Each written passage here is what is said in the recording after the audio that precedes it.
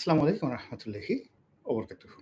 সম্মানিত দর্শক, আজকের এই সন্ধ্যাবেলায় বাংলাদেশ সময় অনেকটা প্রশান্ত মন নিয়ে এবং কিছুটা হলেও যাকে বলা হয় ভালো একটা মন এবং মানসিকতা নিয়ে আপনাদের সামনে এলাম।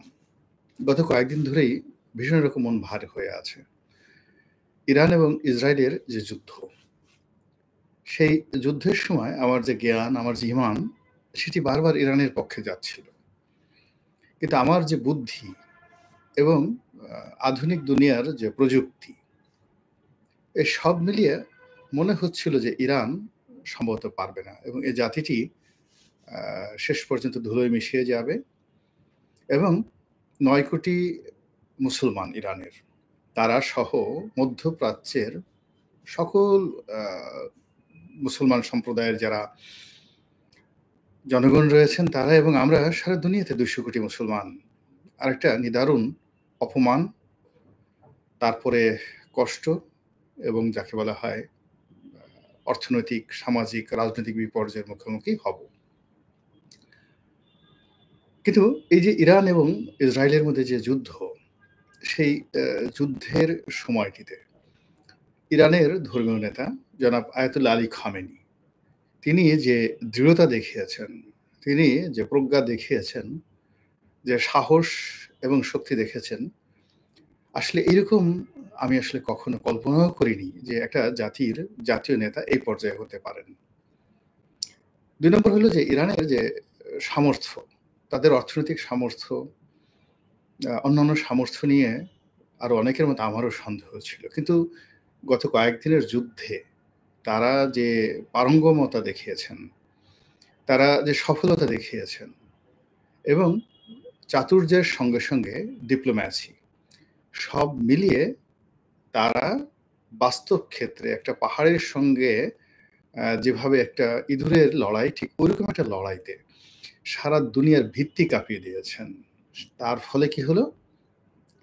স্বয়ং জনাব ডোনাল্ড ট্রাম্প তিনি নিজে চেষ্টা করেছেন, তার সঙ্গে, সঙ্গে কাতারের মাধ্যমে, মানে আমেরিকারও বন্ধু এবং ইরানেরও বন্ধু, কাতারের মাধ্যমে একটা নেগোসিয়েশন করে ইরানের এবং ইসরায়েলের যে যুদ্ধ, এটার একটা যুদ্ধ বিরতি করার জন্য মোটামুটি তিনি উভয় পক্ষকে রাজি করিয়েছেন এবং এর ফলে তিনি গত রাতে খুব আনন্দের সঙ্গে ঘোষণা দিয়েছেন যে যুদ্ধবিরতি হয়ে যাচ্ছে আজকে থেকে ৬ ঘন্টা, ১২ ঘন্টা, ২৪ ঘন্টা এরকম একটা টাইম ফ্রেম দিয়ে তিনি একটা যুদ্ধবিরতির ঘোষণা দিয়েছেন এবং বলছেন যে ইরান সুখে থাকুক, ইসরায়েল সুখে থাকুক, পৃথিবীর মানুষ সুখে থাকুক। এটা সুখের সময়, যুদ্ধের সময় নয়। কিন্তু এই ঘটনার পরেও আজকের সকালে যুদ্ধ থেমে থাকেনি। প্রথমে ইসরায়েল আক্রমণ করেছে, তারপরে ইরান আক্রমণ করেছে। তো এই বিষয়গুলোর মধ্যে সারা পৃথিবীতে এই ইরান এবং ইসরায়েল যে যুদ্ধ নিয়ে যে পরিবেশ এবং পরিস্থিতি তৈরি হয়েছে, তাতে আমার দৃষ্টিতে ইরানের একটা মহা বিজয় এবং এই ইরানের বিজয়ের জন্য আমি প্রথমেই আল্লাহু আকবার, আল্লাহ সর্বশক্তিমান মহান আল্লাহর দরবারে শুকরিয়া আদায় করছি এবং তার সকল নিয়ামতের জন্য যা তিনি আমাকে দিয়েছেন, বিশ্বের সমস্ত মুসলমানদেরকে দিয়েছেন এবং প্রায় ৮০০ বছর ধরে মুসলমান জাতিকে এই বিশ্বের উপর আধিপত্য করার তৌফিক দিয়েছেন। এজন্য কৃতজ্ঞতা চিত্রে মহান আল্লাহ রাব্বুল আলামিনের শুকরগুজার করছি। ক্ষমা চাই নিজের দুর্বলতার জন্য, অক্ষমতার জন্য এবং সারা পৃথিবীর মুসলমানদের পক্ষ হয়ে আল্লাহর দরবারে ক্ষমা চাই। আল্লাহর কাছে করুণা চাই, আল্লাহ তুমি যে বিজয় আমাদেরকে দিয়েছিলে অতীতে, যে রাজত্ব এবং যে নেতৃত্ব তুমি আমাদেরকে দিয়েছিলে, আবার আমাদেরকে ফিরিয়ে দাও। যে কোনো মূল্যে আমাদেরকে ফিরিয়ে দাও এবং তোমার সম্মান, তোমার তৌহিদ এবং তোমার হুকুমত এই জমিনে তুমি যেভাবে চাও, যেভাবে কোরআনে বলা হয়েছে, যেভাবে আল্লাহর রাসূল এই জমিনে প্রতিষ্ঠা করেছেন, তোমার সাহাবা একরাম, রাসূলের সাহাবা একরামরা জমিনে যে দৃষ্টান্ত স্থাপন করেছেন, সেইরকম একটি সুখী, সমৃদ্ধশালী, আধুনিক বিশ্ব মুসলমানদের নেতৃত্বে গড়ার তৌফিক এনায়েত করে দাও। এই কথা বলে আমি আজকের এই আলোচনাটা শুরু করছি। কিন্তু তার আগে দেখে আসি যে আমার সঙ্গে কারা, কারা আছেন। সম্মানিত দর্শক, যারা আছেন আ আ অনেকে আছেন ইরানের সুস্পষ্ট বিজয় দেখিয়ে নিছে। আরব বিশ্বের শিক্ষায় অনেক কিছু আছে। কারণ মার্কিন সুদূর প্রসারী ফন্দি চলমান থাকে নিশ্চিত থাকবে। এক ভাই লিখেছেন এম রহমান। তারপরে আসসালামু আলাইকুম জনাব। আজকের যে বিষয়ে আপনি লাইভ করছেন সে বিষয়ে বাইরে একটা প্রশ্ন। আপনি কি আবার আওয়ামী লীগে চলে যাবেন? ভাই এই রাজনীতির কথা আমি চিন্তা করছি না ভাই। আমি যেভাবে আসলে সত্যের পক্ষে কথা বলছি, এই কথা বলতে গেলে যদি আওয়ামী লীগের পক্ষে আসি আলহামদুলিল্লাহ, যদি প্রয়োজন হয় ইউনূসের পক্ষে আবার কথা বলার প্রয়োজন হলে আবার কথা বলব। কিন্তু রাজনৈতিক ঘেরাটোপে আমি আর পড়তে চাচ্ছি না। এটা হলো মনির মৃধা আলহামদুলিল্লাহ। আ তারপর শেষে আ রনি ভাই একটা কথা জানার ছিল, ওরা মুক্তিযোদ্ধার কোটা বাতিল করল। আর এখন ওরা যেটা পাবে ওটা কি? এটা নিয়ে সারা দেশে আলোচনা হচ্ছে। এটা আমার তেমন কিছু বলার দরকার নাই। একজন বলছেন আল্লাহু আকবার। আপনার সঙ্গে আবার বলছি আল্লাহু আকবার। চিনি ছাড়া চা ধন্যবাদ। তারপরে শেষে যারা প্রশংসা করেছেন আচ্ছা, রনি ভাই এখান থেকে আপনার রনি ভাই এখান থেকে আপনার মাসে কত ইনকাম হয়? ভাই আপনাকে একটা কথা বলি খায়রুল আলম সাহেব, আয়ের জন্য এই কাজটি করিনি। আমি যখন সংসদ সদস্য হই আ ২০০৯ সনে পার্লামেন্টে যাদের বৈধ ইনকাম আছে, তাদের মধ্যে আমি ধনী ব্যক্তি ছিলাম। এখনো ওই অবস্থাতে আছি। আমি এই শহরে বৈধ ইনকাম করা ইনকাম ট্যাক্সের ফাইলে আছে এবং সুখে শান্তিতে যে কয়জন রাজনীতিবিদ আছেন, আমার কাছে মনে হয় না যে আমার চেয়ে অর্থনৈতিকভাবে ভালো পর্যায়ে এই দেশের কোনো রাজনীতিবিদ আছেন। ফলে এই যে প্রশ্নটা করছেন এটা আমার হীনমন্যতা থেকে।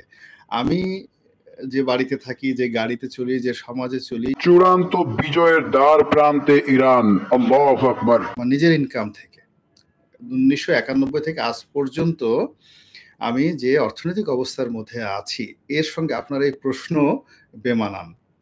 আপনি যদি বাংলাদেশের সবচেয়ে সেরা ধনী বসুন্ধরা গ্রুপ কিংবা সালমান এফ রহমান কিংবা অন্যান্য যারা এস আলম, আশা করি গোলাম মোল্লা রনির সাথে ওই ওই কথা বলার মতো অর্থনৈতিক নিয়ে এদের নেই। এখন আপনি যদি এস আলমকে জিজ্ঞেস করেন, সালমান এফ রহমানকে জিজ্ঞেস করেন, ইস্পাহানির মালিক বেহরুজ ইস্পাহানি, রহিম আফরোজের মালিক তাদের জিজ্ঞাসা করেন যে ইউটিউব করে তাদের কত ইনকাম হয়, আপনি তাদেরকে জিজ্ঞাসা করতে পারবেন? তারা গোলাম মোল্লা রনিকে তাদের সাথে ইনশাল্লাহ ভালো অবস্থাতেই জানে। তো যার জন্য সবসময় হলো যে মানুষ সুযোগ পেলেই, যে এখানে একটা সুযোগ পেয়েছেন, সুযোগ পেলে সব প্রশ্ন করতে হয় না। এটা আপনার আরো অবনমিত। একটা মানুষকে এখান থেকে যত টাকা পাচ্ছি ১,০০০ কোটি টাকাও যদি পাই সেটা বড় কথা না। এটার মাধ্যমে এই যে প্ল্যাটফর্মটা পাচ্ছি, আপনাদের সাথে কথা বলার পাচ্ছি, বাংলাদেশের লাখ, লাখ রাজনীতিবিদদের মধ্যে আমার মতো কেউ কি কথা বলতে পারছে বলেন তো? মির্জা ফখরুল ইসলাম সাহেবের কি এইভাবে একটা কথা বললে প্রতি মাসে ১ কোটি লোক দেখবে? আমির খসরু মাহমুদ চৌধুরী সাহেব দেখবে? ওবায়দুল কাদের সাহেবের চ্যানেল যদি এরকম একটা চ্যানেল করে এটা দেখবে বলেন তো? এখন আ পিনাকির ভিউ আমার চেয়ে বেশি। কিন্তু পিনাকির তো পলিটিক্যাল বা আমার যে এই বাংলাদেশে যে অবস্থান আছে সেটা তো আবার পিনাকির নেই। আমার যে অর্থনৈতিক অবস্থা আছে, ব্যবসা আছে, বাণিজ্য আছে, বাড়ি আছে, গাড়ি আছে, সেটা কি পিনাকি বা কনক সারোয়ারের আছে বলেন? তো যার জন্য আমাকে আমার মতো করে মূল্যায়ন করেন, এটা আপনার জন্য ভালো হবে। ধন্যবাদ। আরেকজন যেটা আছে যাক। এখন আসল কথায় আসি। আসল কথায় আসি যে আ ডোনাল্ড ট্রাম্প যুদ্ধবিরতির ঘোষণা দিয়েছেন অনেকটা একতরফাভাবে এবং অতি উৎসাহ হয়ে। এর মূল কারণটা হলো তিনি আ তার যে B-2 বোমারু বিমান দিয়ে হামলা চালিয়েছেন ইরানে। ইরান তার ধারণা ছিল 100 and 100% যে ইরান আমেরিকার এই আক্রমণে ভয় পেয়ে যাবে। ১ তার আগে তিনি দম্ভ ভরে ২ টো কথা বলেছিলেন। যেটা আমার কাছে মনে হয় আল্লাহ বেজার হয়েছেন। ১ নম্বর হলো যে তিনি বলেছেন যে, "আমি ইরানের নেতা আয়াতুল্লাহ আলী খামেনি কোথায় আছেন সেটা জানি। কিন্তু এখনই আমরা তাকে মারব না।" বুঝার চেষ্টা করুন। জীবন এবং মৃত্যুর মালিক আল্লাহ রাব্বুল আলামিন। ডোনাল্ড ট্রাম্প তো দূরের কথা, সারা পৃথিবীর মানুষ চেষ্টা করেও আলী খামেনি তো দূরের কথা। যেকোনো একটা মানুষের একটা পশম স্পর্শ করতে পারবে না যদি জমিনের মালিক আল্লাহ কাউকে রক্ষা করতে চান। তো এক্ষেত্রে আমরা যারা ধর্মবিশ্বাসী তাদের মতে স্বয়ং আল্লাহর যে রুবুবিয়ত এবং আল্লাহ সুবহানাহু তাআলার যে ক্ষমতা, এটাকে বা তার যে ইজ্জত বা ইজাত, তার যে চাদর, এই চাদরকে নিয়ে টানাটানি করেছেন ট্রাম্প এই আলী খামেনিকে মারার কথা বলে যে, "আমরা তাকে মারব না।" এটা আল্লাহ বেজার হয়েছেন। আল্লাহ বিক্ষুব্ধ হয়েছেন। এবং এই আল্লাহ যে মুহূর্তের ভিতরে জমিন উল্টে দিতে পারে, এই ২-৪টা আমেরিকার মতো রাষ্ট্র, ২-৪-১০টা আমেরিকার মতো রাষ্ট্র পৃথিবীতে বহু সময় ছিল। আল্লাহ মাকড়সার জাল দিয়ে, মাকড়সা দিয়ে, তেলাপোকা দিয়েও এরকম বড়, বড় রাষ্ট্র শেষ করে দিয়েছেন। অসংখ্য উদাহরণ রয়েছে লক্ষ বছরের ইতিহাসে। তো কাজেই তার এই বক্তব্যটা। দ্বিতীয়, তাদের যে দাম্ভিকতা ছিল, তিনি নিঃশর্তে ইরানকে আত্মসমর্পণ করতে বলেছিলেন। তো এই যে তার যে দাম্ভিকতা, সেই দাম্ভিকতাকে মোকাবেলা করে ইরান যুদ্ধ করে গেছে। যুদ্ধের একটা পর্যায়ে গিয়ে যখন ইসরায়েলের দেয়াল ঠেকে গেল পিঠে, পৃথিবীর তাবৎ মিলিটারি যারা এক্সপার্ট ছিলেন তারা, পৃথিবীর তাবৎ যে সকল ধরেন সংবাদ মাধ্যম, জার্নাল, পত্রপত্রিকা, তারা প্রেডিক্ট করে বলছিল যে এখন যুদ্ধের যে অবস্থা, ১০ থেকে ১২ দিন বড় জোর ইসরায়েল যুদ্ধ চালিয়ে যেতে পারে। আর এখন আজকের দিনে যদি বলা হয়, তাহলে ৩ থেকে ৪ দিন বা ৫ দিন ইরানের সাথে এই ধারায় যুদ্ধ চালানোর মতো সক্ষমতা ইসরায়েলের আছে। তো সেই দিক থেকে ইসরায়েল যেটি করলো সেটা হলো তার বস বা তাদের যে মালিক, ইরানের বিরুদ্ধে আমেরিকাকে যুদ্ধে নামিয়ে ফেললো। যে যখন আমেরিকা এখানে তার সর্বোচ্চ শক্তি মারণাস্ত্র, এরপরে আর কিছু নাই, এরপরে যেটা পারে সেটা হলো প্লেন থেকে নেমে আমেরিকার প্রেসিডেন্ট প্লেন থেকে ঝাঁপ দিয়ে আত্মহত্যা করতে পারে, আর এই তাদের হাতে যে সকল পরমাণু বোমা রয়েছে সেগুলো নিক্ষেপ করতে পারে। এর বাইরে কিচ্ছু করার তাদের আর নাই। তাদের সবচেয়ে শক্তিশালী বোমা, শক্তিশালী এয়ারক্রাফট তারা সেখানে পাঠিয়েছে, B-2 বোমারু বিমান। ইরানের একটা পশম স্পর্শ করতে পারেনি, ইরানের কেউ ভয় পায়নি। বরং ইরানের ভিতর যে জাতীয়তাবোধ জাগ্রত হয়েছে, সেখানে শিয়া, সুন্নি, কুর্দি থেকে শুরু করে সমস্ত ধর্মমত, জাতি, গোষ্ঠী সব এক হয়ে গেছে। এমনকি ইরানে বসবাসরত ইহুদি যারা আছে তারাও ইরানের পক্ষে চলে গেছে।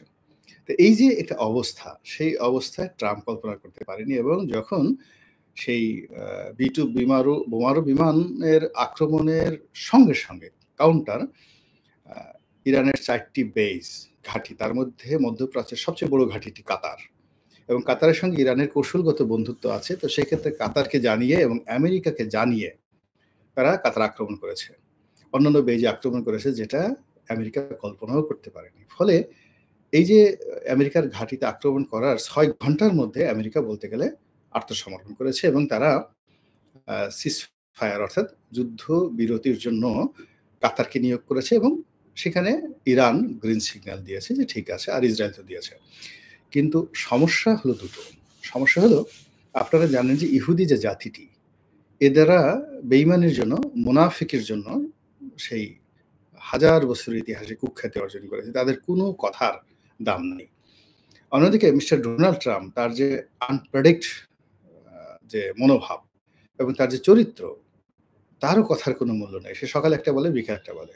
সকালে বললে তো যদি ডিসেম্বর মাসে নির্বাচন হবে, তো বিকেলবেলা বলে যে এপ্রিলে হবে, আর রাতে গিয়ে বলবে যে না, জুনে হবে। তো এইরকম একটা ফাজিল প্রকৃতির মানুষ। এবং ইরানের সঙ্গে আমেরিকার একটা যে সম্পর্ক, এটি কিন্তু বারাক ওবামার আমলে প্রায় নিউট্রালে চলে এসেছিল, এবং বারাক ওবামা তাদের সঙ্গে যে একটা চুক্তি করেছিলেন, সেটা হলো তাদের যে পরমাণু চুক্তি, ইরান এবং আমেরিকার যে পরমাণু চুক্তি, সেখানে ইরান স্বাক্ষর করেছিল। এই বারাক ওবামার পরে যখন ডোনাল্ড ট্রাম্প গত টার্মে আসেন, সেখানেও তিনি এই চুক্তিটা বাতিল করে দিয়েছিলেন, এবং ওই সময় যে ইরানের সাথে তার যে আমেরিকার যে দ্বন্দ্ব এবং সংঘাত শুরু হয়, সেটাই কিন্তু আজকের এই পরিণতিতে নিয়ে এসেছে। ফলে আজকের যে ক্রাইসিস, সেই ক্রাইসিসটা মূলত ইরানের সাথে আমেরিকার যে ক্রাইসিসটা, এটি শুরু করেছিল ডোনাল্ড ট্রাম্প তার আগের জমানাতে। তো কাজেই ডোনাল্ড ট্রাম্পকে মানে ইরান কখনো বিশ্বাস করে না এবং করবে না। এই গেল এক। 2 নম্বর হলো যে ডোনাল্ড ট্রাম্প খুব বেশি বিপদে না পড়লে এই কাজ করতো না। ইরান সেটা বুঝতে পারে। বুঝতে পারার কারণে সে বলছে যে আচ্ছা ঠিক আছে, এরকম যদি একটা কথাবার্তা হয় তাহলে তো একটা চুক্তি হওয়া দরকার, এবং সেই চুক্তির শর্তগুলো কী। এবং শর্তের মধ্যে ইরান ইতিমধ্যেই যেটাই তারা বলে ফেলেছে যে তারা এখন থেকে আর এই যে পরমাণু চুক্তিতে কোনো দেশের সঙ্গে যাবে না, এমনকি আন্তর্জাতিক যে পরমাণু সংস্থা রয়েছে সেখান থেকে তারা নিজেদেরকে প্রত্যাহার করে নেবে। তারা নিজেদের মতো ভাবে, একতরফাভাবে, যেভাবে ইসরায়েল, যেভাবে উত্তর কোরিয়া তাদের পরমাণু কেন্দ্রের উন্নয়ন ঘটাচ্ছে, তারা সেভাবে করবে, এবং আলটিমেটলি ধরে নেওয়া হয় যে তারা পরমাণু বোমা বানানোর পর্যায়ে চলে গেছে, অথবা তারা বানিয়ে ইতিমধ্যে তারা সেই পরমাণু বোমার পরীক্ষা সম্পন্ন করে ফেলেছে। তো কাজেই এটা একটা গুরুত্বপূর্ণ বিষয়। আগামীতে যদি চুক্তি হয় তাহলে এই বিষয়গুলো এখানে অন্তর্ভুক্তি করা যাবে না। পরমাণুর বিষয়টা বাদ দিয়ে তাদের সঙ্গে শান্তি চুক্তি করতে হবে। ২ নম্বর হলো গাজা। গাজাতে যা কিছু ঘটছে, এবং এই সমস্যাটা তো মূলত গাজাকে নিয়ে। তো সেই গাজার ব্যাপারেও ইসরায়েলকে যুদ্ধবিরতি দিতে হবে, এবং গাজার পুনর্গঠনে তাকে মানে ইসরায়েলকে সহযোগিতা করতে হবে, টাকা দিতে হবে, ক্ষতিপূরণ দিতে হবে, এবং এই যুদ্ধে ইরানের যে ক্ষয়ক্ষতি হয়েছে সেই ক্ষয়ক্ষতি আমেরিকা এবং যাকে বলা হয় ইসরায়েলকে দিতেই হবে। এছাড়া সেখান থেকে তারা ফিরবে না। এবং এই যে একটা চুক্তি, এই চুক্তির ছাড়া ইরান নিজেদেরকে এই যুদ্ধবিরতি থেকে যাকে বলে দূরে রাখবে। কারণটা কি? কারণটা হলো যে ইতিমধ্যে ইরান যুদ্ধের যে বেনিফিট এটা তারা পেয়ে গেছে। প্রথমত আপনারা জানেন যে রাশিয়ার সঙ্গে তাদের একটা সম্পর্ক হয়ে গেছে, এবং রাশিয়া ইতিমধ্যে যত রকম লজিস্টিক সাপোর্ট দরকার দিয়ে যাচ্ছে। উত্তর কোরিয়া সরাসরি ইসরায়েলের বিরুদ্ধে যুদ্ধ ঘোষণা করেছে, এবং আমেরিকা এবং ইসরায়েলের বিরুদ্ধে যুদ্ধ করার জন্য ইতিমধ্যে তারা বেশ কয়েকটি নতুন ব্যালিস্টিক ক্ষেপণাস্ত্র তারা পরীক্ষামূলক ছুড়েছে। অন্যদিকে বিশ্বে যে সকল পরমাণু শক্তিধর রাষ্ট্র রয়েছে, যাদের পারমাণবিক বোমা রয়েছে, তারা অনেকেই তারা বলছে যে এরকম তোমাদের আর বোমা ঠোমা বানানো লাগবে না, তোমাদের জন্য যে কটা বোমা লাগে তারপর শেষে তোমার ব্যালিস্টিক মিসাইল তোমরা তো যেহেতু ছুড়তেছো, সেখানে যদি তোমরা পরমাণু মানে অস্ত্র সংযুক্ত করতে চাও, তাও যা করার দরকার এই পরমাণু শক্তিধর রাষ্ট্রগুলো তারা করে দিবে। অন্যদিকে মধ্যপ্রাচ্যের যে জনমত, সেই পুরো জনমতটা ইরানের পক্ষে চলে গেছে। তো এই অবস্থাতে আমেরিকার পক্ষে যুদ্ধ চালানো একেবারে একটা অসম্ভব একটা বিষয়। আর ইরানের পক্ষে এই মুহূর্তে ভালো কোনো চুক্তি না করে যুদ্ধবিরতিতে যাওয়া আমেরিকার কথা মতো এটা ইরান কখনো করবে না, যেটা ইরান 1982 সনে করেনি, 81 সনে করেনি। তো এখন তো ইরান অনেক যাকে বলা হয় শক্তিশালী, অনেক প্রাজ্ঞ, এবং তার সঙ্গে সঙ্গে গ্লোবাল পলিটিক্সে তারা এখন যে একটা অবস্থায় এসে পৌঁছে গেছে, এটি বিপ্লবের পরে ইরানের সেই অবস্থাটা ছিল না।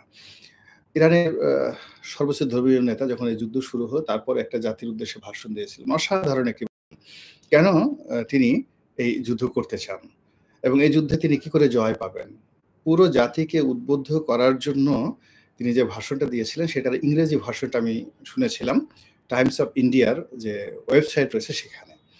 আবার আজকে এই সিজ ফায়ার হওয়ার পর তিনি আবার একটা ভাষণ দিলেন, যেটার ইংরেজি ভাষণ ইতিমধ্যে আমি যে লাইভে আসার আগে শুনে আসলাম। তার যে দৃঢ়তা, এবং এই সময়টা তার যে জনপ্রিয়তা, এবং এই সময়টাতে তিনি যে পর্যায়ে চলে গেছেন, সেখানে তাকে অ্যাভয়েড করার ক্ষমতা, তাকে বাদ দেওয়ার ক্ষমতা, এবং ইরানকে পিছে ঠেলে দেওয়ার যে ক্ষমতা, এটা আমেরিকার নেই। ১। ২ নম্বর হলো যে ইরানের যত লজিস্টিক সাপোর্ট রয়েছে, পুরো সাপোর্ট এখন খামেনির সঙ্গে আছে, সারা বিশ্ব খামেনির সঙ্গে আছে, এবং যুদ্ধের যে গতি প্রকৃতি পুরোটা ইরানের পক্ষে চলে গেছে। তো সেই অবস্থায় আমরা যারা মুসলিম বিশ্ব, আমরা আশা করতে পারি যে বহুদিন পর, বহু শতাব্দী পর, দিন নয় বহু শতাব্দী পর আল্লাহ রাব্বুল আলামিন আমাদেরকে একটা সম্মানজনক বিজয়ের সুসংবাদ দিয়েছেন, এবং আমরা সেটা পাচ্ছি। বিজয়ের শেষ প্রান্তে এসে যেন এটি আমাদের জন্য বুমেরাং না হয়, আল্লাহ যেন এই বিজয় অব্যাহত রাখেন, এবং একটি শান্তিপূর্ণ পৃথিবী গড়ার জন্য আল্লাহ রাব্বুল আলামিন মুসলমান জাতিকে তার যে সর্বোচ্চ নিয়ামত প্রজ্ঞা তিনি যেন দান করেন, সেই প্রার্থনা করে দোয়া করে আজকের এই লাইভ অনুষ্ঠান থেকে আপনাদের কাছ থেকে বিদায় নিচ্ছি। আসসালামু আলাইকুম ওয়া রাহমাতুল্লাহি ওয়া বারাকাতুহু।